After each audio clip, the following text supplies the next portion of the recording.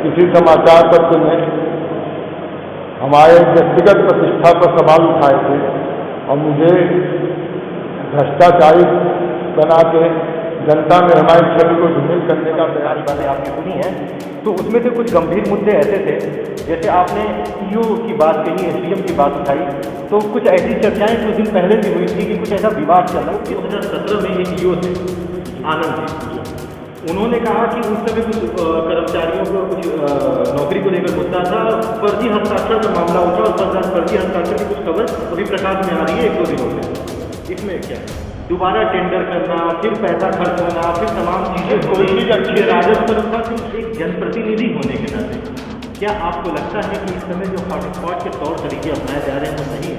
तो क्या जनता ये समझे कि नगरपालिका के ऊपर जो लोग आरोप लगा रहे हैं, लगातार नगरपालिका के साथ नगरपालिका में कुछ न कुछ घटनाएं घटित हो रही हैं, तो नगरपालिका का संचालन कमजोर है?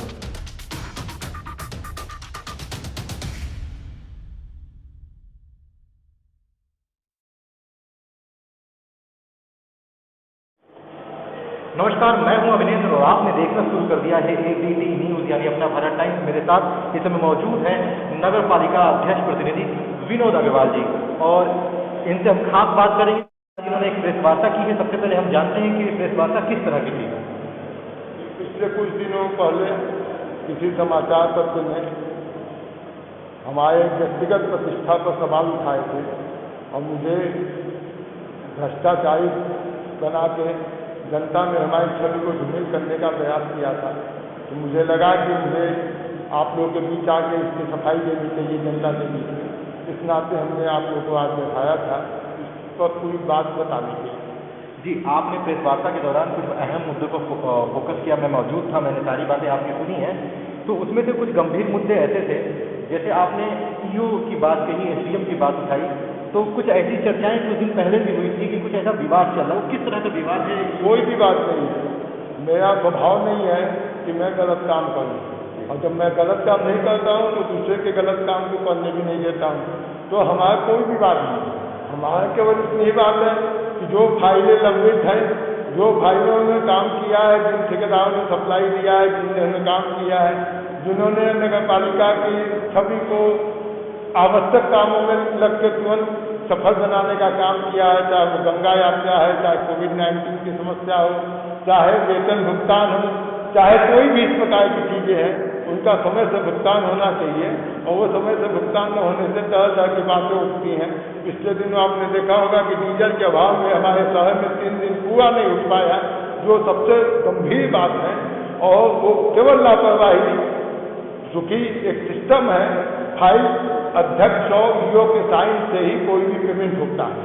पहले ईओ का दस्तखत होता है, फिर चेयरमैन का होता है। तो जब ईओ का दस्तखत होकर मेरे पास आएगा तभी तो हम दस्तखत करेंगे। अब ईओ स्तर पर अगर कोई फाइल पेंडिंग है तो उसके वजह से नगर पालिका की छवि समाज में धूमिल हो रही है। इसलिए हम चाहते हैं एसडीएम महोदय से कि जो उनके पास काम की अधिकता भी है, लेकिन नगर पालिका की जो आवश्यक काम है उनको तत्परता से निपटाने तो यह स्थिति नहीं आएगी।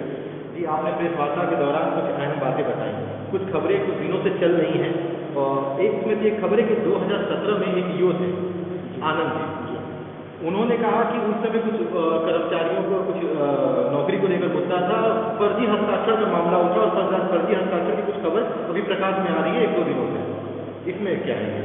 इसमें कोई गलत काम नहीं हुआ है और मैं जहाँ तक जानता हूँ और मेरी जो क्षमता है, योग्यता है। नहीं, उन्होंने कहा है कि हमने हमारा वो हस्ताक्षर नहीं था। अब वो कैसे कहें, क्या कहें हैं, लेकिन मैं ये जानता हूँ कि मेरे स्तर से कोई इस प्रकार के गलत काम को प्रोत्साहन नहीं मिलता है, न मैं कोई गलत फाइल पर दस्तखत करता हूँ। निश्चित रूप से वो नियमानुसार होगा, विधि सम्मत होगा। अगर कोई जांच होगी तो जांच को देखा जाए। ठीक है, आपने एक मुद्दा बताया हमें कि मित्र विजय त्रिमोहानी का, खत्री साहब जिला अधिकारी थे, उन्होंने जो त्रिमोहानी चौमानी है तो उसके सुंदरीकरण के लिए जो समाजसेवी संस्थान थी उनको उन्होंने आगे ले आए और उन्होंने सुंदरीकरण कार्य किया। तो मित्र विजय त्रिमोहानी की आपने बात की कि ह्यूमन मर्सी फाउंडेशन में काम उनको मिला, उन्होंने कराया। आपने बताया कि काम हमने इस तरीके से उन्होंने कराया था कि जो मूर्ति है वो ढक गई थी। तो मेरा सवाल ये है कि जब उस समय काम हो रहा था तो उस समय आप लोगों ने क्यों नहीं सवाल किया? तो हम लोगों ने कहलवाया कि आप उस काम को बढ़िया कीजिए, उसमें से ही लगवाइए। उन्होंने नहीं किया। जब गाजीपुर में टेंडर की प्रक्रिया चल रही है तो युवा के 3 चौराहे तिराहे हैं, उनके सुंदरीकरण का भी काम निकाल दिया जाए। तो उस सुंदरीकरण का काम निकलने में उस काम पर हाथ लगा, और उस काम पर हाथ लगने के बाद इस प्रकार की स्थिति पैदा हुई। तो वो कौन लोग थे जो नगर पालिका की जमीन को अवैध ढंग से कब्जा की हुए है? अजयपुर में टेहवा एक जगह है, अजयपुर टेहवा, वहाँ पर संगठित विकास योजना की जो जमीन है, जो पार्क की जमीन है, जो दूसरे के नाम से आवंटित है, उसको येन केन पकड़ाए कब्जा करके लगभग 25 लोग बताए कि 25 बिस्वा के लगभग जमीन है। तो इस प्रकार की स्थिति है। तो हम इसकी सूचना हमने ईओ को दिया और उसकी प्रतिलिपि डीएम को भेजा। इस मामले की जांच करा दी, अब कस्टमर को हटाया जाए। अच्छा, इसमें ऐसा नहीं है कि एक तरफ जब किसी सामाजिक संस्थान को सुंदरीकरण का कार्य दिया जा रहा है और आपका जैसा आप आरोप लगा रहे हैं कि हमने उनको बोला था लेकिन उन्होंने सीढ़ी ओढ़ी का कार्यक्रम नहीं करवाया, दोबारा टेंडर करना, फिर पैसा खर्च होना, फिर तमाम चीजें, कोई चीज़ अच्छी राजस्व का नुकसान नहीं है। कोई चीज़ अच्छी नहीं है तो उसका रिपेयर नहीं होना चाहिए। नहीं, ठीक है, लेकिन ये राजस्व का नुकसान नहीं है। उसके सुंदरीकरण का काम ठीक से नहीं हुआ था, उसको ठीक से कराने के लिए वो कार्य निकला है। इससे महत्वपूर्ण भी तो और चीजें हो सकती थी। महत्वपूर्ण सब चीजें होती हैं। नगर पालिका जो भी काम निकालती है वो महत्वपूर्ण निकालते, बिना महत्वपूर्ण का कोई काम नहीं निकालती है। हम समाज में गाजीपुर के विकास के लिए प्रतिबद्ध हैं, चाहे वो सड़कों का काम हो, चाहे नालियों का काम हो, हम सारे कामों के विकास के लिए प्रतिबद्ध हैं और उसी दिशा में हम काम प्रयास करते हैं। एक मुद्दा और आपने बताया, चुन्नू चाय वाले हैं मित्र बाजार जो कोतवाली के सामने की जमीन है, उसका मुद्दा काफ़ी दिन पहले आपने 1 साल पहले भी उठा था। उस मुद्दे के ऊपर आपने बात बताई कि वो मुद्दा उठाया गया था, आपने बोला वो ट्रस्ट की जमीन है। तो क्या इसकी जानकारी वहाँ रहने वालों को नहीं है कि वो इस तरह से आंदोलित हो जाते हैं, सड़कों पर उतर आते हैं? उनको गलत ढंग से भरमा दिया गया था और आज भी किसी का नाम नहीं कटा है। जो लोग कब्जेदार हैं वो कब्जेदार के कालम में है, जो पट्टेदार है जिनकी लिखित पट्टेदारी ट्रस्ट पे उनके बीच हुई है वो है। हम किसी की व्यक्तिगत जमीन के ऊपर हस्तक्षेप नहीं कर सकते।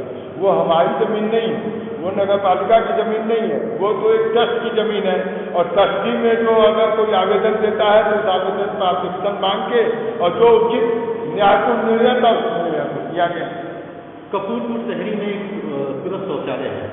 कुछ दिन पहले हमने उसकी रिपोर्टिंग की थी, हमने देखा था कि सुलभ शौचालय काफ़ी गंदा है। सभासद ने भी ये बात बताया कि बनने के ठीक बाद, मतलब उद्घाटन के ठीक 6 महीने तक तो जैसे तैसे चला, लेकिन उसके बाद इसकी स्थिति दुर्दशा हो गई। उसके बगल में प्राथमिक विद्यालय है, उस शौचालय की वजह से उसकी स्थिति भी खराब हो गई।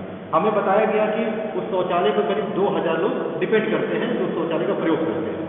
अब वो लोग पटरियों के किनारे जाकर शौच कर रहे हैं, यानी खुले में शौच कर रहे हैं। हमने भी ग्राउंड रिपोर्टिंग की, हमने भी देखा कि बहुत उसकी दुर्गति थी। हमारे पास वीडियोज है, हम आपको दिखा देंगे। वो स्थिति क्यों है जबकि इसका उद्घाटन नगर पालिका अध्यक्ष नहीं किया? हमने वहाँ की जनता की तकलीफों को ध्यान में रख उद्घाटन किया और हमने उसको बनवाया, उद्घाटन ही नहीं किया। हमने उसका टेंडर निकाला, उसमें हमने काम किया। अगल बगल की जमीनें जो ऊंची हो गई और कहीं की जमीन नीची है और उधर रेलवे की जमीन जो रेलवे नया ट्रैक बनने लगा उधर से पानी निकलने बंद हो गए। इन सब कारणों से वहाँ पानी रखने की बात हमारे संज्ञान में आई और जब मेरे संज्ञान में आई तो हमने संबंधित जेई को भेजा वहाँ पर और उन्होंने कोई उपाय भी किया कि कहीं कुछ पाइप लगा के उसको पानी निकालने का काम किया। लेकिन अधिकारी आजकल इस प्रकार के कामों में रुचि नहीं रखते हैं और नगर पालिका की छवि इससे खराब होती है। हम इसके लिए अधिकारियों को भी जिम्मेदार मानते हैं, जो संबंधित अधिकारी हैं इन चीज़ों को देखा करें ताकि जनता के साथ कोई दिक्कत न हो, जनता की भावनाओं का कब्ज हो। इस चीज़ का हमेशा हम लोग ध्यान रखें।